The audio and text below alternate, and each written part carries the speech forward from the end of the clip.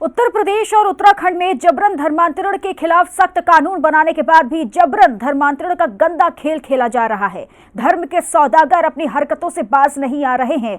पूरा मामला इस रिपोर्ट से समझिए। प्रार्थना सभा में इलाज का नाम, धर्मांतरण का काम। यूपी उत्तराखंड में धर्मांतरण का षड्यंत्र हुआ उजागर। कानून के शिकंजे में आए धर्म परिवर्तन के सौदागर। साजिश सामने आई, हिंदुओं को बनाना चाहते थे ईसाई।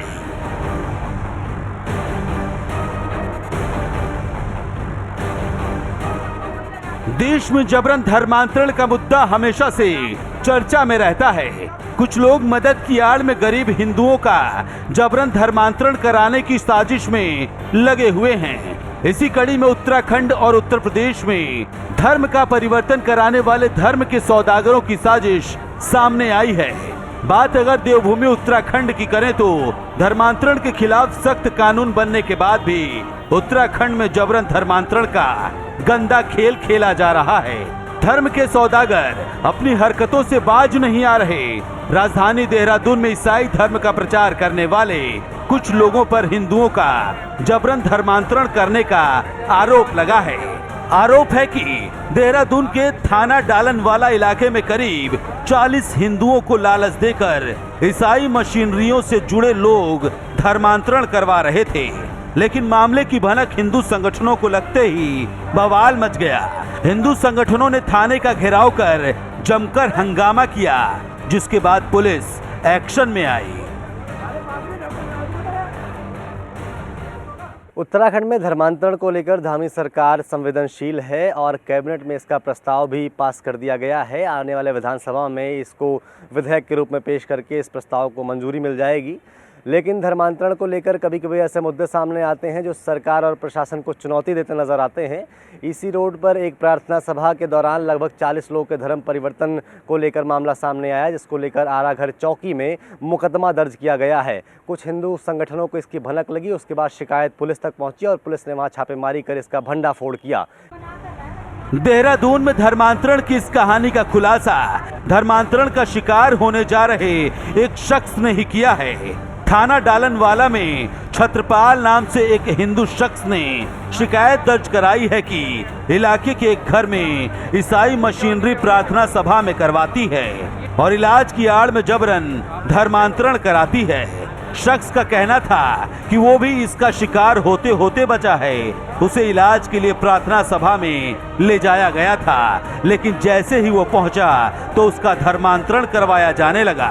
उसको कहा गया कि उसके घर में स्थित देवी देवताओं की प्रतिमाएं बाहर फेंक दो।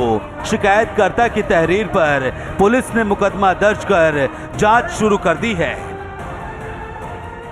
चौकी आराघर पे एक व्यक्ति आए थे जिनके द्वारा कंप्लेंट की गई कि वो एक प्रार्थना सभा में किसी व्यक्ति के कहने पर एक प्रार्थना सभा अटेंड करने गए थे और जहां पर जो हिंदू देवी देवता हैं उनके खिलाफ कुछ ऐसी बातें कही गई जिससे उनकी धार्मिक भावनाएं आहत हुई और साथ में उनको प्रलोभन देकर के धर्मांतरण की बात उन्होंने बताई है।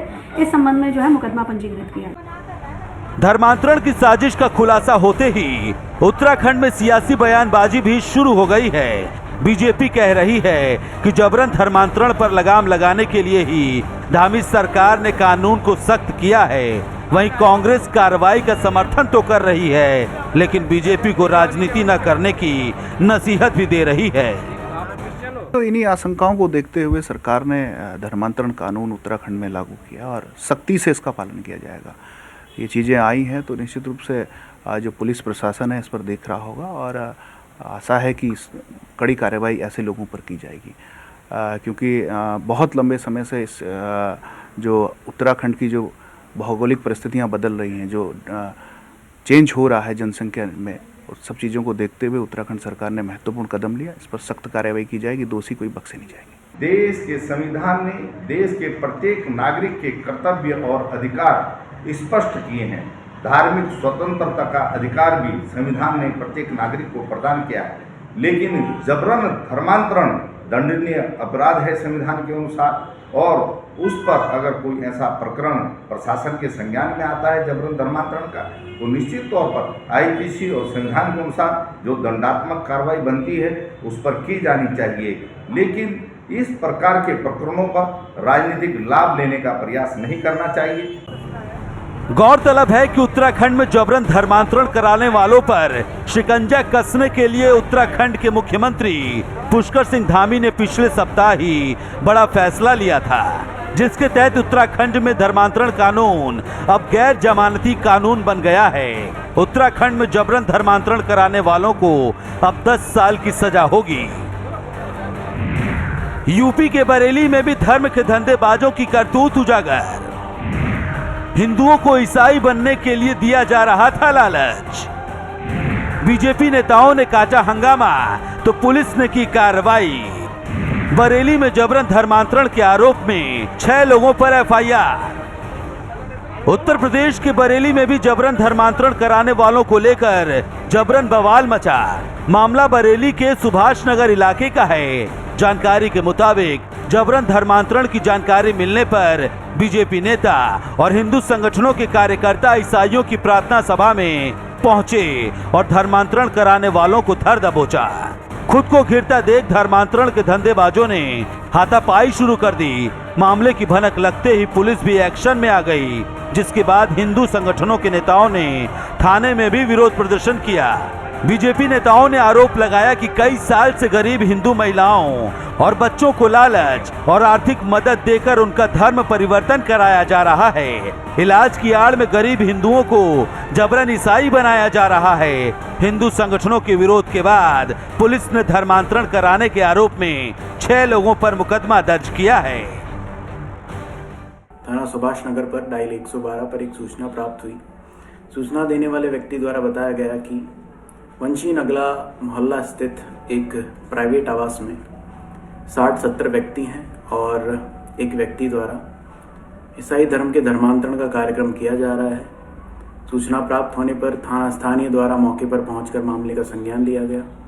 इस मामले में प्राप्त तहरीर के आधार पर मुकदमा पंजीकृत कर दिया गया है एवं अग्रिम कार्रवाई की जा रही है। साफ है कि उत्तर प्रदेश में और उत्तराखंड दोनों राज्यों में धर्मांतरण का सख्त कानून बनने के बावजूद धर्मांतरण के धंधेबाज अपने मंसूबों को अंजाम देने में लगे हुए हैं। ब्यूरो रिपोर्ट, हिंदी खबर।